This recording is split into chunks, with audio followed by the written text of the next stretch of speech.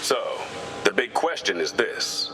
How can runners like you, who aren't professional athletes or paid sponsored runners, fix, heal, and correct lingering run injuries so you can enjoy your passion for running for the rest of your life? That is the question. And on RunPainFreePodcast.com, your host, Jessica Marie Rose Leggio, gives you the answers. Hello, everyone. I am Jessica Marie Rose Leggio. Thank you for tuning in to the Run Pain Free podcast on the Run Pain Free YouTube channel. Today, we're going to be going over heart training and the importance of that for runners. Now, let's get into the video. Injury pathways to the root cause. All right, everybody. So injury pathways. We're on to our injury analysis, getting to the root cause of heart damage in runners. And it is sponsored by RunPainFreeNow.com. So first things first, we're going to go over how the heart actually works. Okay. So the heart comes in from the body into the right atrium on the right side of the heart, right atrium, right ventricle. Then it goes through the pulmonary artery, goes out. That blue is, think of it like oxygen. It's going out into the lungs. Then it comes back into the heart to the left side, left atrium, left ventricle, and then goes out into the rest of the body and fuels the whole body. It's important to know that because those two bottom lower chambers, the right ventricle and left ventricle, are the biggest chambers of the heart. The left ventricle is where the heavy volume, too much volume, I don't want to say too much volume, but the overuse of volume, or the pushing of volume rather, is where that left ventricle becomes thicker. And it's important to understand that that's how the heart works. The left side of the heart is where it goes out to the rest of the body. So that's important to talk about. So now, this is what it looks like when your arteries are clogging. That's plaque. So when it starts to get plaque on it, it narrows and you have less fluid ability to run through it smoothly. That's what would be a heart attack. Okay, it's very important you understand the difference. This is what a heart attack looks like. Remember what I said. The right comes in, goes out through the pulmonary artery, then goes out to the lungs, gets oxygenated, comes back into the left, and then left goes out. Now, this going really blue is showing you that it's losing oxygen. And so the heart goes spastic. This is a heart attack. There's a blockage of sorts. This is when the heart goes bananas. It gets all off because it's not getting the proper pump with the oxygen to it to get it out. So basically it loses oxygen and it stops. This happens. This doesn't mean you drop. This can happen. This minor heart attacks can happen without even knowing. Okay. And people, for the most part, honestly, do have little mini heart attacks before they have a massive. Every little heart attack you have, a little part of the heart dies and it creates scar tissue because it dies off. Keep that in mind. Now, this is actual physical picture of scar tissue on the left ventricle. This is important for you to understand because if you've ever heard, and in the bottom picture, that's what it looks like when that gets bigger and when it gets bigger and bigger and gets thicker. Again, look, it's the left ventricle. It's rarer for you to get that scarring on the right side because really the scarring is coming from the loaded volume, too much of that consistently. So look at the scar tissue on the real picture. That's a real picture of somebody's heart. When that continues over and over and over again from that left side, getting so much more pump and so much more out, it creates a thickening of the wall. The thickening of the wall changes the physical structure of the heart. And so it doesn't pump blood efficiently or functionally or symmetrically, I should say. I could say symmetrically. So that's really what that looks like. And that's what it would look like over time. Okay, now, the autonomic nervous system. Pay attention, long haulers and POTS people. This is what dictates that. The autonomic nervous system dictates the function of the heart. The entire heart is dictated by the autonomic nervous system. It's electrical. That's why the electrophysiologist is the most specialized doctor of the heart. That's who I've dealt with, electrophysiologist. So this is important. This is an actual visual of the autonomic nervous system. And you'll see the only organ you see is the heart, because that's what dictates it. So why is this important, Jessica? Because sudden cardiac arrest is electrical. And this is what a normal EKG would look like. Everybody can see that. Doop, doop. It's a normal, nice, beautiful heart rhythms. The minute the bottom two chambers start getting incoherent signals, that's what the EKG looks like. The electrical signals start to rapidly fire, and the pump of the muscle heart can't keep up. The heart starts to quiver. It goes into tachycardia, which is a very rapid heartbeat, and it stops. That's a problem. That's when people are actually dropping on a course. So let's talk about the differences. Heart attack is when you have a blood flow problem. That means you got like clogged arteries. That's a clogged artery issue. Cardiac arrest is an electrical problem. It's a bigger deal. And here is why. These two distinct heart conditions I'm reading from, this is American Heart Association, who I am a member of, and I've gone through many heart peer-reviewed journals, cardiovascular journals that study marathons, study runners, study endurance athletes. And through all of that, I think this was most important for me to put up here and to explain it. These two distinct heart conditions are linked. Sudden cardiac arrest can occur after a heart attack. Pay attention. Or during recovery of a heart attack. Heart attacks increase the risk of sudden cardiac arrest. Many heart attacks don't immediately lead to sudden cardiac arrest, but when a sudden cardiac arrest occurs, the heart attack is a common cause. Other heart conditions may also disrupt the heart's rhythm and lead to sudden cardiac arrest. These include thickened heart muscle. That's what I just showed you, cardiomyopathy, heart failure, arrhythmias, particularly ventricular fibrillation, AFib, and long QI syndrome. Cardiomyopathy is going to be a bigger deal for a runner because of what I just said before, because it's coming from the thickening of the muscle wall. And also AFib, tachycardia, is associated with ventricle VTAC, ventricular tachycardia. So this is really important for you to understand. A heart attack can happen and not kill you. I'm just going to say it. I'm just going to be blunt. The sudden cardiac arrest can. And remember, you wouldn't have a cardiac arrest and then a heart attack. You would have a heart attack and then sudden cardiac arrest. And it can happen after the fact. Okay. Pheidippides. The glorified soldier who ran a marathon distance to deliver news and dropped dead right there.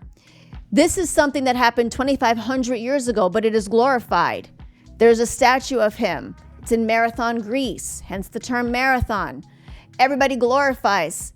But now, 2,500 years later, there's actual medical journals that are using this to say, hey, endurance running has had a heart adverse effect for 2,500 years, and it's never gotten the airtime that it deserves. It's never getting talked about as it deserves. And then Mackay True, who is also known as Caballo Blanco, which means white horse, his real name is Michael Randall Hickman. He gave himself Mackay True. Mackay, he just pulled out of the Bible, and True from a book, I believe he read. But his real name is Michael Randall Hickman. He's known, born to run. That's what the whole book is based on him. This is him. Look at him. Phenomenal physique. Somebody will look at him and say, no way he has any health issues. He runs ultras in his sleep. Yet he died on a 12-mile run. Couldn't find him. They had to search out for him for days and days. Runners came from all over the country to find him, to help him, to run the route he was running, to find him, thinking he was hurt. When they did an autopsy, they found an enlarged heart full of scars. Scarring is real. I'm going to go back. That's real. When you have enough scar tissue on your heart, it disallows function of that part of the heart. It no longer pumps blood functionally anymore. It doesn't. So it's going to keep doing it, but just like every other muscle in the body, it's going to compromise. And it does that by starting to make because the pumping isn't happening well, it's not going to pump out to the body well, which means the rest of the body is not going to get oxygenated blood well. Your muscle pump is going to be different. The pump in your legs, which is the biggest muscle group in the body and requires the most blood pump, is going to be even harder to pump the blood back up to your heart. And everything starts going around and around we go. And the whole time, that heart is pumping, boy. Why? Because the physical runner feels that and thinks push harder. The more you push, though, you're going to get more damage. The more damage, the more repair. The more repair, the more scar tissue. The more scar tissue, the more scarring. The more scarring, the less function. And over time, that starts to lead to muscle. The muscle can't function anymore. You could have more minor heart attacks and not know it, but that will lead to sudden cardiac death, which is how that happened. But he was glorified. When I bring this up to people, they don't know that. They think he died from heart disease. No, he didn't. No, he didn't. He died from an enlarged heart full of scarring. That's the problem I have. Speak about it truthful. Be truthful. Let people know. Should you be scared? Yeah, a little. Yeah, because fear makes you research. Fear makes you dig, or fear makes you stop. All three are going to have a positive effect for you. You're going to research and figure out why you should know about the heart. You're going to learn about the heart. You're going to dig deeper, learn about the heart. You're going to get yourself all the way together, or you're going to stop. All are good positives, because if you don't know what you're doing to your heart, you shouldn't be running. How about them apples? That's what people don't get. They're out here talking all this jazz, know nothing about the autonomic nervous system. Wait till I go in on that. Wait, because that's next. Not in this injury analysis, but it's coming up. And this is your heart does not function without the autonomic nervous system. Guess what the autonomic nervous system dictates? Blood pressure, body temperature, digestion, kidney function, breathing, brain function, optical nerve. Ooh, every cell in your body gets their indicators from that autonomic nervous system. Fight or flight, rest or digest. But you all are out here. I'm just going to get out there and go running. Wonderful. I think it's great. Everybody should be moving. And I think every human being should be running. Learn about it first. Stop listening to your friends who know nothing and act like they know everything because they ran a few marathons. Lord Jesus. So this is why it's important to understand the difference between heart attack and cardiac arrest. Once again, heart attack is when, let me just give you back up on the screen. Heart attack is when you have a blood flow issue and there's a blockage to your heart, which they could go in with an angiogram, go up through your groin, which is a representative of a space on your body, not a muscle. Okay. And they go up with a camera. They see if you have a blockage on any of your valves.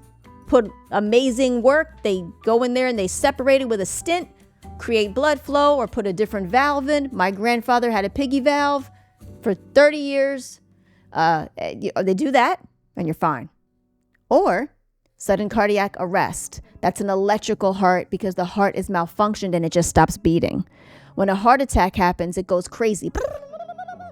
When you go to cardiac arrest, it just stops because the incoherent signals between electricity and the pump go bananas. They can't get it back together. That's why you need to know how to do a defibrillator, because if you can reset the electrical part of the heart, you can reset it and prevent death. But you have 7 to 10 minutes to do that when someone goes into cardiac arrest, which is why medical personnel should be fully lining the last 5-6 miles to a marathon.